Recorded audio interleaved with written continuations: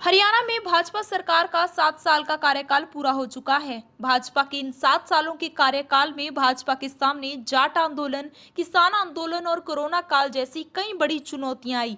लेकिन अगर हम अंबाला छावनी की बात करें तो अंबाला छावनी में इन 7 सालों में विकास का पहिया तेजी से आगे बढ़ता रहा है और भाजपा सरकार द्वारा अंबाला छावनी में कई सौ करोड़ की लागत से बनाए गए प्रोजेक्ट्स ने अंबाला छावनी की तस्वीर ही बदल कर रख दी है। बीते 7 सालों में अंबाला छावनी में फीफा अप्रूव्ड फुटबॉल स्टेडियम, शहीदी स्मारक, Netaji Subhash park, bank square जैसे कई सौ करोड़ की लागत से बने प्रोजेक्ट्स ने देश भर में अंबाला छावनी को अलग पहचान दी है।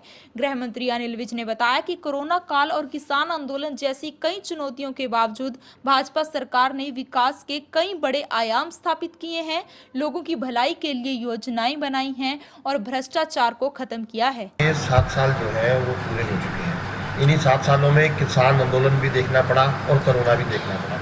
क्या कुछ और रहा और क्या उपलब्धियां? इस सब के बावजूद इन 7 सालों में सरकार ने विकास के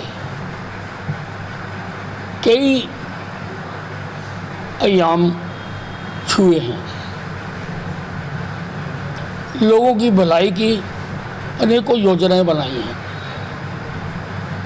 सिस्टम को ट्रांसपेरेंट किया है, भ्रष्टाचार को खत्म किया है, नौकरियों की दुकानों पर ताला लगाया है, तबादलों की मंडियां लगनी बंद की हैं। तो बहुत कुछ किया है सरकार ने। वहीं भाजपा के 7 सालों के कार्यकाल में अंबाला छावनी में हुए विकास कार्यों को लेकर जब हमने लोगों से बात की तो लोगों में काफी खुशी नजर आई और लोगों ने बताया कि पिछले 7 सालों में भाजपा ने अंबाला छावनी का नक्शा ही बदल कर रख दिया है।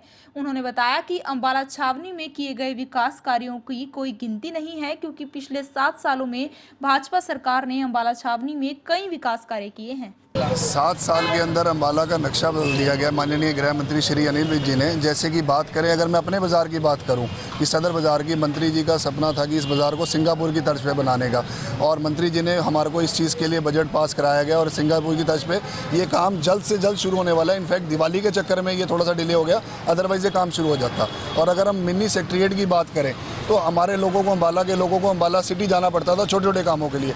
अब सारी व्यवस्था यहाँ पर है, किसी को कोई टाइम नहीं लगता, 2 मिनट के अंदर काम सारे अंबाला वासियों का काम हो जाता है। बदलाव की तो कोई सीमा और लिमिट ही नहीं है, क्योंकि इतने सालों से हम लोग अंबाला में रह रहे हैं और पिछले क्योंकि बचपन यहीं से गुजारा है, तो अब जब से भाई साहब मंत्री बने तब से हमने देखा कि यहाँ का कायाकल्प हो गई है और इतने सारे प्रोजेक्ट्स हैं जिनकी गिनती भी हम लोग खुद कई बार भूल जाते हैं। अंबाला कैंट में शहीदों के नाम पे, क्योंकि 1857 की जो क्रांति हुई थी वो अंबाला कैंट से शुरू हुई थी, उसकी याद में जो विज साहब ने एक यादगार बनाई है, वो ना केवल हिंदुस्तान में बल्कि पूरे विश्व में जो है पर्यटन का केंद्र भी बनेगा।